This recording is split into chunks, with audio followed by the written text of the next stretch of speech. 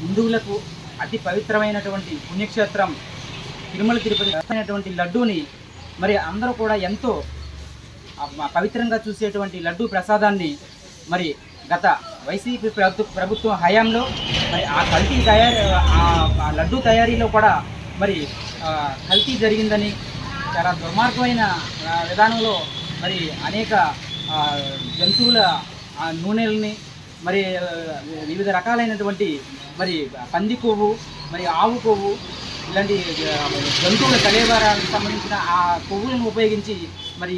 అతి పవిత్రమైనటువంటి మరి హిందూ దేవాలయాల్లో అతి ముఖ్యమైనటువంటి మన తిరుపతి తిరుపతి దేవస్థానంలో లడ్డూ ప్రసాదాన్ని మరి అలాంటి దుర్మార్గమైన పదార్థాలను ఉపయోగించి మరి లడ్డూ తయారు చేశారని మరి ల్యాబ్ రిపోర్టుల్లో తేలింది. మరి ఇలాంటి దుర్మార్గమైన చర్యలకు ఒడిగినటువంటి ఆనాటి వైసీపీ ప్రభుత్వంలోని మరి అధికారులను మరి దీనికి కీలకంగా వ్యవహరించినటువంటి మరి ఏదైతే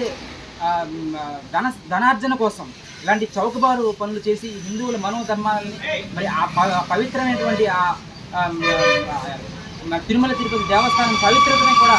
మరి భ్రష్టు పట్టించినటువంటి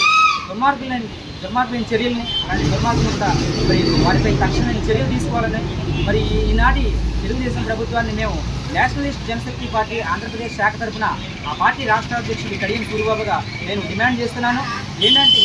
ఏదైతే మరి ఈ రోజున ప్రభుత్వం కూడా మరి ఇలాంటి చర్యలను ఉదాసీనంగా చూడనట్లు వదిలేస్తే మరి కోట్లాది మంది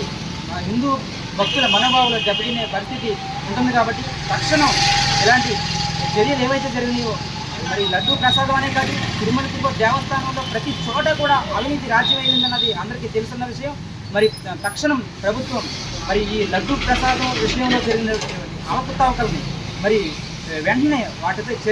కూలంకషంగా వాటిపై దర్యాప్తు జరిపించి సిబిఐ దర్యాప్తు జరిపించి మరి దోషులను కఠినంగా వారిని ఉరితీసినా పర్వాలేదని చెప్పి ఈ సందర్భంగా మేము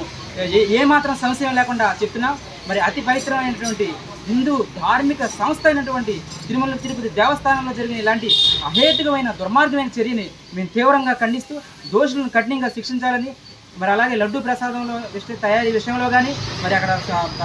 భక్తులకు కల్పించే సౌకర్యాల విషయంలో కానీ మరి ప్రభుత్వం వెంటనే చర్యలు తీసుకోవాలని ఈ సందర్భంగా మేము డిమాండ్ చేస్తున్నాం.